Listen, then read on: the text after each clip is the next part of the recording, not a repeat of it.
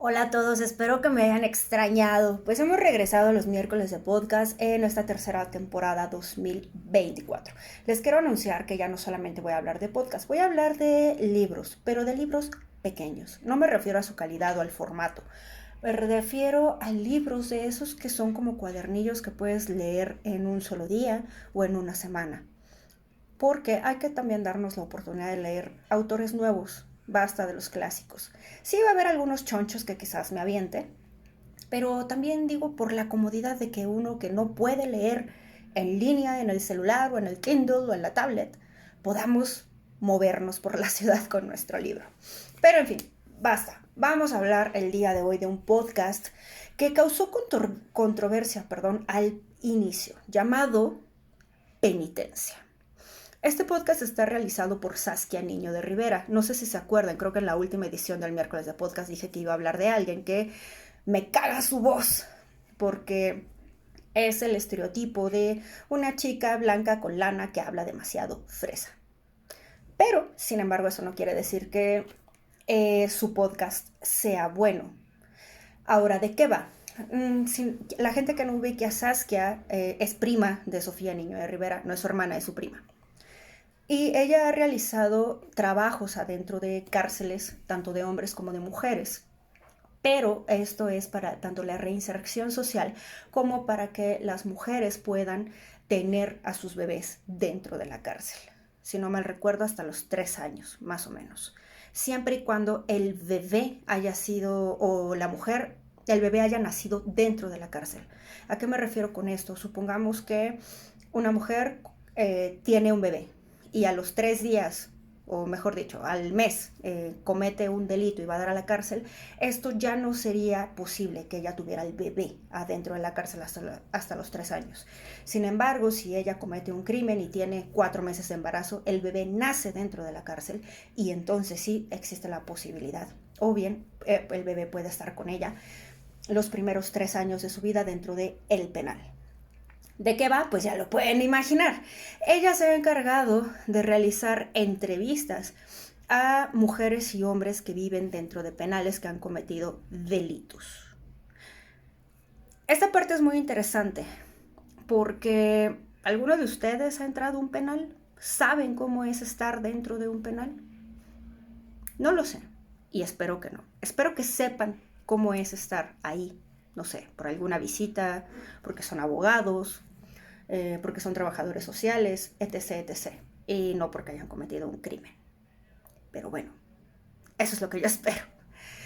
El primer episodio, o mejor dicho, de la primera tanda de episodios que se lanzaron, fue muy polémico, dado que ella entrevistó a la mamá que asesinó a una niña, que fue perdida, fue irreconocible por mucho tiempo. Esta niña, el caso, si ustedes lo pueden googlear, lo quieren googlear o lo recuerdan, era Calcetitas Rojas. Porque así fue como hallaron el cuerpo y tardaron mucho tiempo en verificarlo, en saber de dónde provenía y pues ver de qué era el crimen. Este caso fue muy mediático, por lo tanto, Saskia, al entrevistar a la mamá, todo mundo en Twitter, sobre todo, o en X, se le fue encima. Es que no, ¿cómo tiene derecho a decir su verdad? Es que cómo es posible que entrevistes a una mujer inhumana, bla, bla, bla. Se armó mucho alboroto y también por una parte de varios grupos feministas que estaban en contra de que la señora expresara su verdad. Porque es importante saber qué es lo que pasa por la mente de alguien que ha cometido un delito. Llamémosle asesinato, secuestro, extorsión, robo, el crimen que ustedes quieran.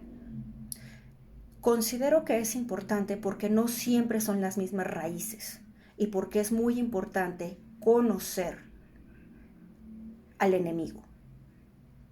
Vamos a ser honestos, un perpetrador, un hombre que golpea a su mujer y que comete un feminicidio, es un enemigo. No todos los hombres son enemigos, pero es muy probable que tú como mujer estés viviendo una situación de violencia y tengas tanto miedo o la violencia psicológica sea tanta que no sepas cómo salir de ahí. O a lo mejor el amor y la codependencia es tanta que no quieres salir de ahí.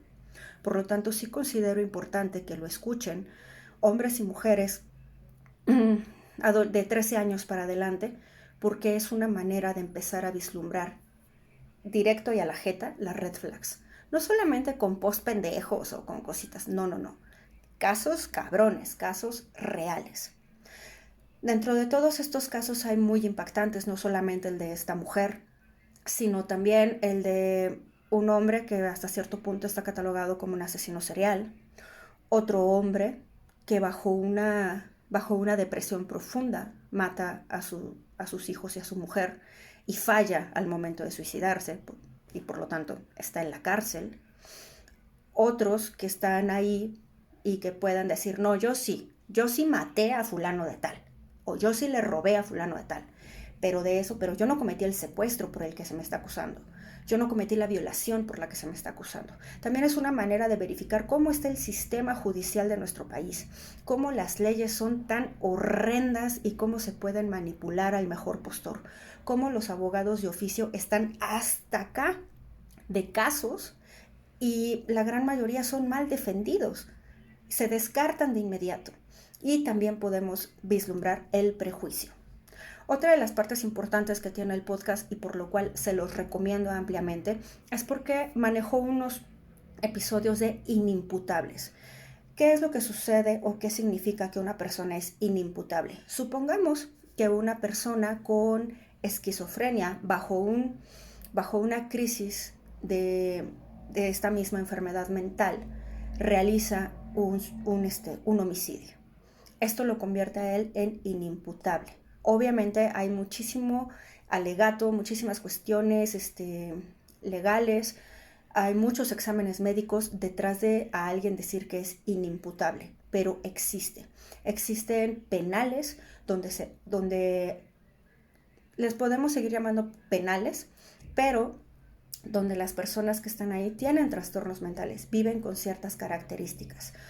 Ella se refiere mucho a uno que está en el Estado de México. Sin embargo, existe dentro del reclusorio sur, existe un apartado, digamos que existe una carcelita donde se encuentran los inimputables. Es una parte psiquiátrica. Obviamente eso a mí me llamó muchísimo la atención porque yo tengo dos trastornos mentales y porque puedo entender la gravedad y las emociones que se generan bajo un estado de psicosis, bajo una depresión profunda o bajo un estado de manía.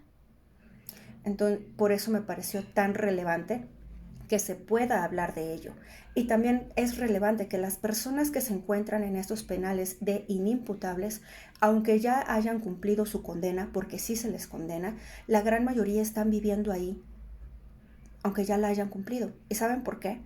Porque una de las cosas que necesitan para salir de ahí es que alguien se haga responsable de ellos. Y nadie se quiere hacer responsable de la mayoría de ellos, aun cuando ya tienen tratamiento, aun cuando tienen una enfermedad mental, cosa que es muy fuerte.